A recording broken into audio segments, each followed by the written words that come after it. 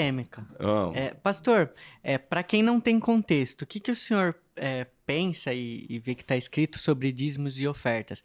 A gente foi lá na sua igreja, estava muito claro para que o senhor usa, mas para quem não tem contexto, não é evangélico, para que são usados esse dinheiro? Sim. Dízimos e ofertas, biblicamente falando, eles têm duas funções básicas: sustentáculo da obra de Deus e também atender necessitados. Tá? Sustentáculo da obra de Deus, em primeiro lugar, isso é envio de missionários, abertura de templos. Isso aqui é o... Deixar o evangelho sendo pregado. Isso aí. É para isso, em primeiro lugar. Mas também tem uma área, porque fé sem obras é morta. Certo? Agora, para os irmãos que estão nos assistindo aqui, ou até para os amigos, dízimo não é uma coisa do pastor.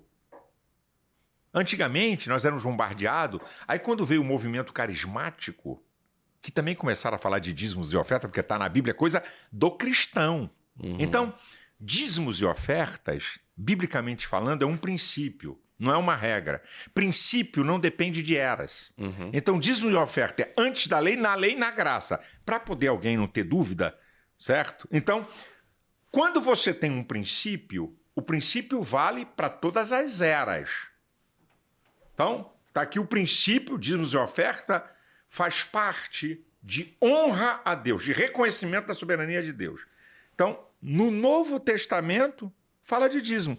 Como é que você pode ter uma doutrina no Novo Testamento?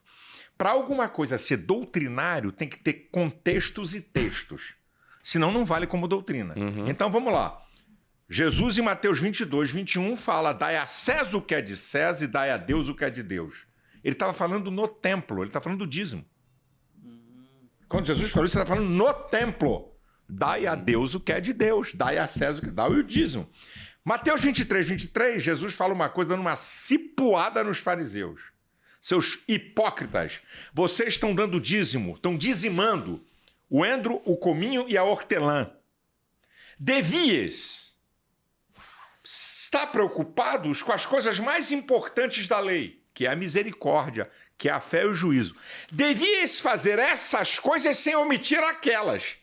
Só que Jesus estava dando uma lambada porque no Antigo Testamento não se exigia dízimo de material de medicinal.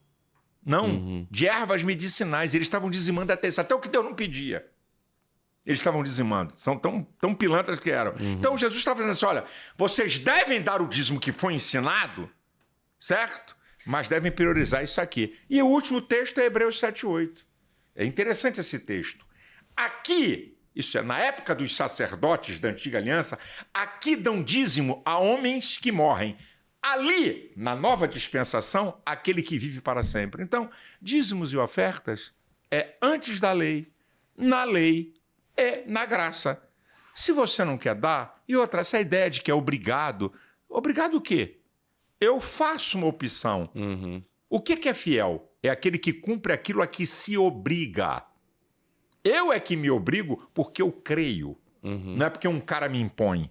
Porque se for por imposição, não tem valor nenhum na sua vida. Seja oferta ou seja dízimo. Uma vez me perguntaram: Tiago, você é dizimista e ofertante porque é crente? Eu falei: não, porque dá certo. Eu só faço o que dá certo. O que dá errado eu não faço, não. E como eu tô há 43 anos nessa vida cristã, com meus erros, com meus acertos, mas 43 anos sem me desviar, o dízimo e a oferta sempre foi algo que deu certo na minha vida. O que eu tô vivendo hoje é fruto de muita prova com Deus. Como diz lá em Malaquias, né? Faz uma prova de mim. Eu fiz algumas provas com Deus. Isso aí. E a generosidade bíblica, ela não falha. É impressionante. Não falha. É impressionante.